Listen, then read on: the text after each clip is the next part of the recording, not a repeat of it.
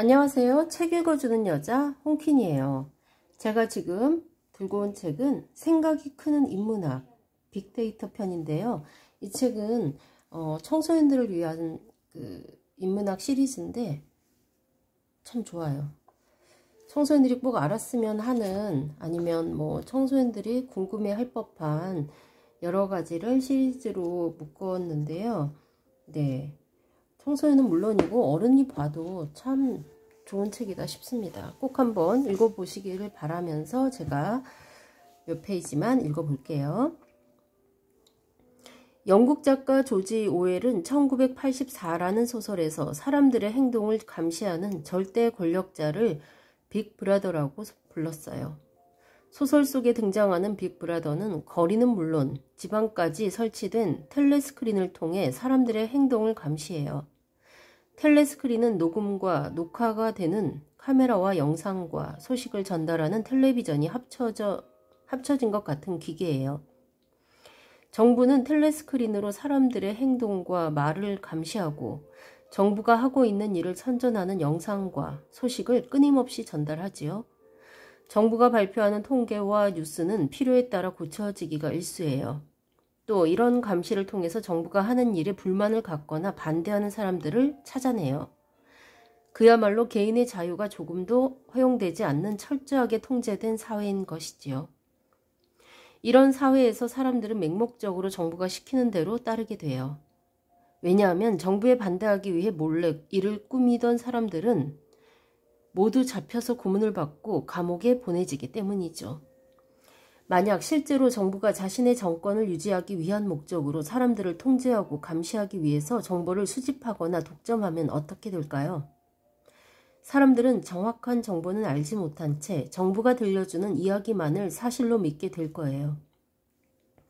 정부가 하는 일은 다 옳다고 생각하거나 찬성하지 않더라도 반대 의견을 내놓을 수 없겠죠. 또 그 과정에서 사람들은 언제나 감시당하고 있다는 불안감에 떨어야 할 거예요.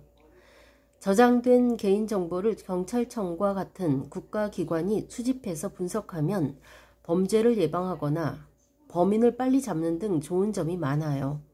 그 덕분에 시민들은 안전하게 생활할 수 있으니까요. 하지만 그 과정에서 많은 사람들이 부당하게 감시를 당하는 일도 생기고 또 이로 인해 인권을 침해받는 일도 생길 수 있게 된 것이지요. 보통 개인정보 유출로 인한 인터넷 피해라고 하면 유명 연예인이나 정치인을 떠올리겠지만 이런 일은 누구나 겪을 수 있어요. 청소년의 경우에는 사이버 괴롭힘과 같은 왕따 폭력도 겪을 수 있어요. 자신도 모르는 사이에 SNS를 통해서 괴롭힘을 당하는 일이 생기기도 해요. 자신이 올린 인터넷 글에 악성 댓글이 달려 고통을 받거나 여러 사람에게 비난을 받는 등의 일이 생길 수 있는 것이죠. 어떤 기업은 신입사원을 채용할 때 지원자의 SNS와 같은 인터넷 행적을 조회한다고 해요. SNS에 올라온 개인의 솔직한 모습과 품성 등을 평가하기 위해서지요. 내가 과거에 남겼지만 이제는 지우고 싶은 기록이 계속해서 인터넷에서 검색되고 보여주고 싶지 않은 모습까지 다른 사람들이 볼 수 있다면 정말 싫겠지요. 인터넷에 올린 개인정보 때문에 자신이 범죄의 대상이 될 수 있다는 사실은 잘 알았죠. 그런데 이런 개인정보가 취업에도 영향을 미칠 수 있다니. 이런 것을 생각하면 자신의 기록을 남기는 것 못지않게 불필요한 정보는 지우면서 자신의 이미지를 관리하는 것도 필요해 보여요. 알 권리라는 말을 혹시 들어보았나요? 사람들이 정치나 사회 등 현실에 관한 정보를 자유롭게 알 수 있는 권리를 말해요. 현대사회는 민주적이면서 동시에 정보화 사회이기 때문에 개개인은 정부나 대기업을 상대로 정보를 요구할 수 있는 권리가 있어요. 중요한 정보는 누구나 잘 알 수 있도록 해야 한다는 거예요.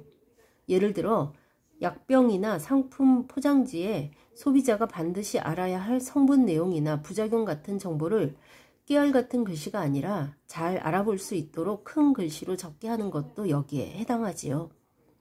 또 과거에는 공개하지 않았던 정부의 회의록을 공개하도록 하는 조치도 모두 알 권리를 강화하기 위한 노력이에요.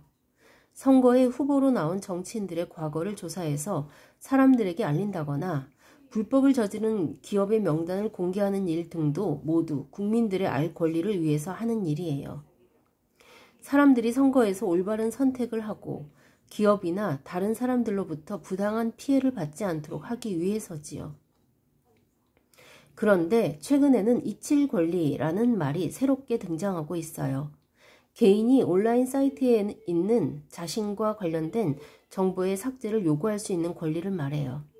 온라인에 흩어진 개인정보로 인한 피해를 줄이자는 의도에서 나온 말이지요. 공공장소에서 몰래 찍힌 자신의 사진이나 자신이 예전에 인터넷에 올린 글 등을 지워달라고 하는 요구 등이 여기에 해당해요. 의도치 않게 공개된 연락처 등이 인터넷으로 퍼져나가면 개인은 인터넷에서 쉽게 이를 지울 수 없어요. 인터넷 공간은 무척 빠르게 정보가 퍼지기 때문이죠. 자신의 정보가 공개되어 고통을 받는 일들도 점점 많아지고 있어요. 개인 신상을 알아내 언어폭력을 가하거나 실제로 사는 곳까지 찾아와 해코지를 하는 일들도 있었어요. 그러다 보니 인터넷에 떠다니는 자신의 정보를 스스로 삭제할 수 있어야 한다고 생각하게 된 것이지요. 하지만 인터넷의 모든 정보를 이칠 권리의 대상으로 삼아야 하는지는 생각해 보아야 할 문제예요. 범죄 피해자가 범죄자를 고발하는 글에 대해 범죄자가 이칠 권리를 주장할 수 있을까요? 범죄자, 정치인이나 기업가가 자신이 인터넷에 올려 논란이 된 글을 삭제해달라고 한다면 여러분은 수긍하겠어요? 알 권리와 이칠 권리는 둘 다 모두 중요해요. 그러니 공공의 이익과 개인의 인권을 잘 따져서 올바른 판단을 내려야 하는 것이죠. 네, 제가 여기까지 읽겠고요. 그 외에 좋은 글들은 여러분이 책을 사시거나 빌려서 꼭 한번 읽어보시기를 추천합니다. 네, 지금까지 좋은 책 소개해주는 여자 홍킨이었습니다.